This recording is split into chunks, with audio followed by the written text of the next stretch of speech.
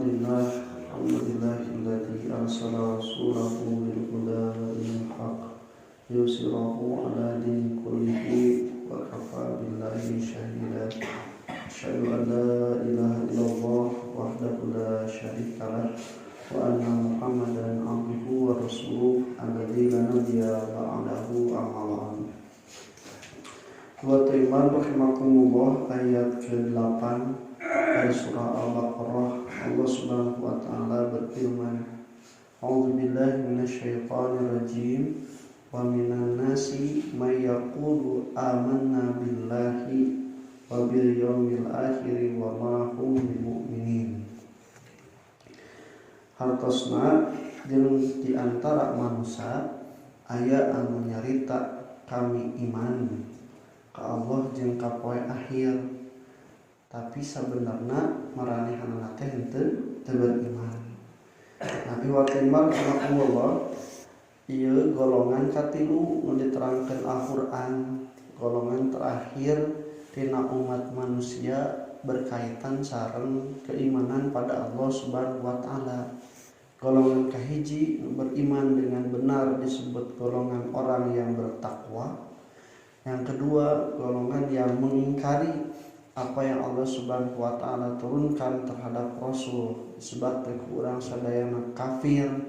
Nah, golongan katilu mah ia justru lebih unik, tidak berani mengatakan kekafiran, tetapi di dalam hati kafir. Akibatnya untuk menutupi kekafiran dalam hatinya, dia mengatakan dan melakukan perbuatan seperti beriman.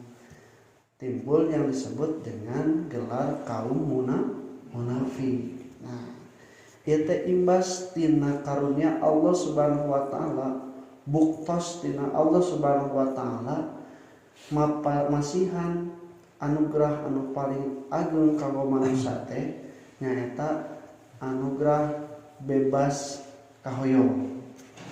Diku ayana bebas kahoyong ieu jalma teh aya nu hoyong iman, aya anu hoyong kafir, leuwih hade deui aya anu hoyong kafir tapi nyarita iman. Nah, berarti Allah teh saatos masihan kahayang anu bebas, oge Allah maparing salanjutnya nyaeta kehendak atau pilihan yang bebas.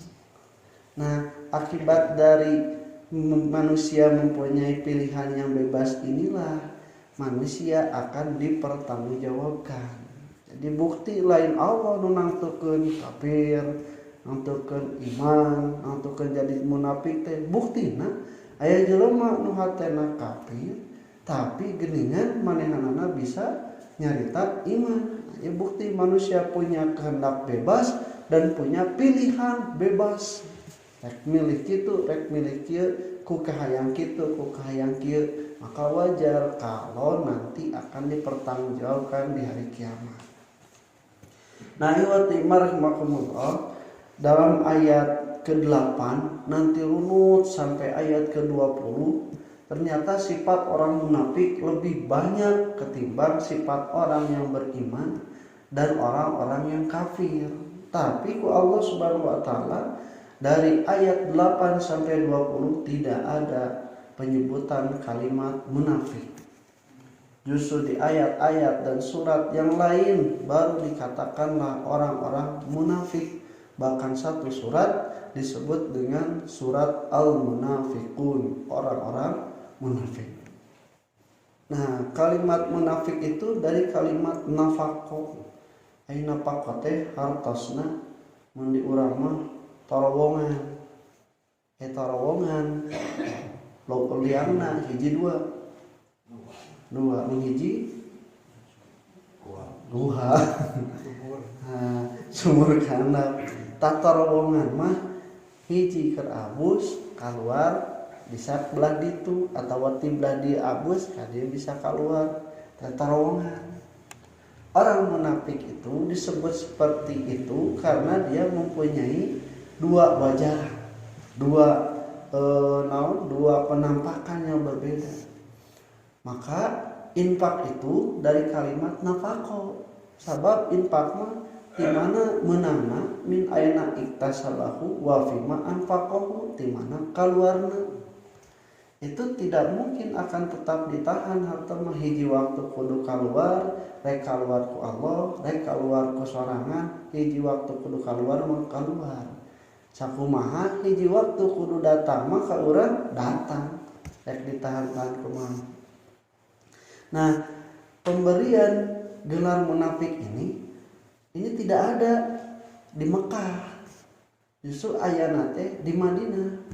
Nah di Mekah teu aya, kan di Mekah mah Islamna kelemah, dalam artian masih sedikit pengikutnya juga orang-orang yang hamba sahaya, orang-orang yang tidak punya kekuasaan dan harta. Matak jelema teh wani menampakkan kekafiran. Nah, kusabab wani menampakkan kekafiran, tidak ada yang menyembunyikan di dalam hatinya kafir tapi nyarita iman teu aya. Nu aya ge dibalik. Karena merasa tertindas, didolimi, orang yang di dalam hatinya iman mengatakan di dalam lisannya pura-pura kafir karena takut siksaan dari orang-orang Quraisy yang pada waktu itu lebih berkuasa di Mekah. Nah, justru adanya pemberian gelar munafik itu di Madinah. Ketika Islam sudah mulai banyak penganutnya, bahkan Nabi Muhammad didaulat sebagai pemimpin di Madinah karena mempunyai kenabian Rasul dan diagungkan oleh para muhajirin dan ansor di Madinah. Tak aya nu kafir tapi manehanana mau mayar pajak, hayang diaku, tapi dina hatena mah kafir, maka disebutlah munafik. Di Madinah itu dulu sudah ada kabilah-kabilah dan kabilah anu katelah rame pasya wae teh namina teh Aws jeung Khazraj. Eta teh mun ku basa urang mah 7 turunan musuh gerot. Jadi pasya we tong perang wae. Nalika sumping Nabi Muhammad SAW ternyata Aws jeung Khazraj teh ku Nabi Muhammad ku kaislaman manehanana ngahiji. Kata disebut di surah Ali Imran ayat 103 nya Allah fa baina qulubikum fa asbahtum bi nikmatihi ikhwanan. Allah ngalindeukeun hate-hate di antara kalian nepikeun anjeun jadi duduluran. Nah, iwat imar makumullah Aws jeung Khazraj teh pase baheula tapi ku Nabi didulurkeun, diislahkeun. Nah, samemeh kitu di Madinah oge aya kabilah-kabilah anu dominasina orang Yahudi sapertos Bani Qainuqa, Bani Nadir, jeung Bani Quraidah. Eta teh kabilah-kabilah anu lobana eusina orang-orang munafik. Nah, di antara manehna aya nu disebut Ubay bin Salul. Ubay bin Salul teh samemeh datang Nabi Muhammad teh ieu teh nu dionjoy-onjoykeun, nu diangkat-angkat, nu disebat-sebat sebagai calon pemimpin Madinah. Ai pas nalika Nabi Muhammad ngali hijrah ke Madinah, ternyata kawan pamorna orang-orang muhajirin dan ansor seluruh Madinah lebih tertarik dan mengangkat Nabi Muhammad jadi pemimpin Madinah. Tah ieu si Ubay bin Salul anu tadi diagung-agungkeun, diajo-ajokeun nek jadi pemimpin, nya lamun bahasa urang mah barisan sakit hati. Iman teu daek ka Nabi, tapi manehanana teh geuningan sieun oge. Sieun mayar pajak, sieun teu diaku. Nah, kemudian ketika Nabi sampai berperang kaum Badar tah can ieu can manehana teh can abus Islam ke ningali we ke mun kaum perang Badar Muhammad eleh di pasukanna komo nepikeun ka maot mah kaulan rek abus jadi pamimpin. Tapi lamun Muhammad cenah meunang dina nalika perang Badar, maka manehanana anu bakal cenah pura-pura Islam. Nah, ieu teh ayana munafik teh di Madinah ketika daulah Islam sudah jaya, sudah berdiri tegak dan orang-orang ada yang pura-pura. Nah, orang-orang Yahudi, aya orang Yahudi ge anu abus Islam sebelah hiji. Nanti Abdullah bin Salam nu bener-bener kayak dia nana napikeun kanalika sumping Nabi Muhammad nya ieu mah da bener aturanana bener ajaranna jeung naon anu di kitab Injil jeung Taurat maka kami abis Islam nu lain mah sadayana paling banter nuturkeun Ubay bin Salul pura-pura iman padahal dina hatena kafir. Nah iwat imar rahimakumullah ya ku orang sadayana ternyata dina kalimat ayat ieu satu ada yang dalam hati, dua dalam hati itu lukisannya adalah dengan perkataan, nu perkataan oge lukisan kebenaran atau tidaknya perbuatan. Nah, itu tingkatanna. Mun hatena bener maka perkataannya juga benar. Lamun perkataan benar dia menampakkan juga perbuatan yang benar juga. Tapi tadi manusia itu selain diberikan kehendak bebas, juga manusia diberikan pilihan bebas. Kumaha canggih-canggihna pilihan bebas yang diberikan ku Allah, aya jelema hatena kotor, kemudian nyaritana amis. Nyarita kotor kalakuan amis. Nah, gitu. Ku bisa manusia karena mempunyai kehendak itu nepikeun ka kitu. Padahal sebenarnya anu disebat ieu mah angger da lukisanna teh aya dina perkataan. Perkataan juga dibuktikan dengan perbuatan.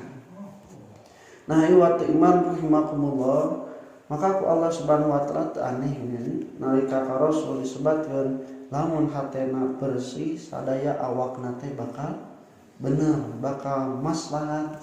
Tapi wong hate kotor rusak kabehanana ge rusak dikersakeun nemrakeun anu bener siga bener lain bener eta teh. Nah iwat marhamatullah ieu kalau urang sadayana jadi kudu meresihan hate heula supaya nyarita tiasa bener gitu. Lamun hate urang kotor dina nyarita bener oge eta teh naon geuningan beungeut. Oh, tah urang pikir kitu. Beungeut ning hareup hate mungkin ulah pikir ka kitu nya atawa disebutkeun ngabogaan dua wajah entong sabab nu kitu teh perbuatan munafik anu pada dasarna mah nyumputkeun anu goreng ku nemrakeun anu hade. Nah eta munafik.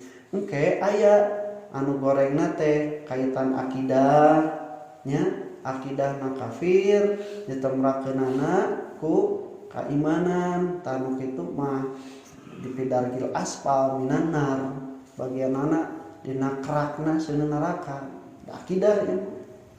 Nah kemudian ada yang di dalam perbuatan iman mah iman tapi geuningan nah hate niat goreng tapi nyarita jeung milampah eta mah cenah hade tanu kieu mah disebutkeunana sebagai munafik amal. Nu disebutkeun ku Rasul ciri-cirina teh aya 3 nyarita, ngabohong, janji, jalir, jeung lamun diamanahan iana. Orang beriman cenanya aya anu kitu lamun teu ditinggalkeun kituna tah eta teh manehna aya dina sifat-sifat kamunafikan. Hancenah aya anu sifatna munafik lain. Nah, munafik dalam artian akidahna jadi robah henteu. Siga kieu aya gula amis, aya nu amis gula. Gitu. Jadi orang-orang yang mempunyai sifat munafik itu juga belum tentu munafik. Tapi anu munafik mah geus pasti eta teh sok ngabohong, sok jalir, sok khianat. Tapi nu jalir, anu ingkar, anu ngabohong cantang tuh munafik. Nah hatena. Nah ieu wa rahimakumullah ieu rupina ku urang sadayana kudu belajar berkata dengan benar teh gitu. Nah kunaon sabab kemampuan bicara urang itu lebih cepat berapa belas tahun ketimbang kematangan akal dan pikiran urang. So kenanya urang orok dia Diajar nyarita kan ti mimiti mulai 1 tahun 2 tahun geus mimiti diajar ngomong 2 tahun 3 tahun capetangnya Bu nepikeun ka eta cerewetna terus nepikeun ka sekolah SD nepi akil balik di usia belasan tahun kakara akil balik tuh nandakeun kematangan terus mulai bisa berpikir hatena terus bisa memilah dan memilih gitunya. Nah tapi nyarita mah baheula. Nah iya Bu kesenjangan urang teh diajar ngomongna leuwih gancang beberapa belas tahun ketimbang kematangan akal jeung hate. Supaya bisa mengimbangi eta maka urang kudu ngabiasakeun diajar nyarita nu bener teh supaya kematangan akalna eta teh bisa mengimbangi kecepatan berbicara. Nah mudah-mudahannya insyaallah orang lanjutkeun dina ayat nu sareng. Aku qouli hada wassalamualaikum warahmatullahi wabarakatuh.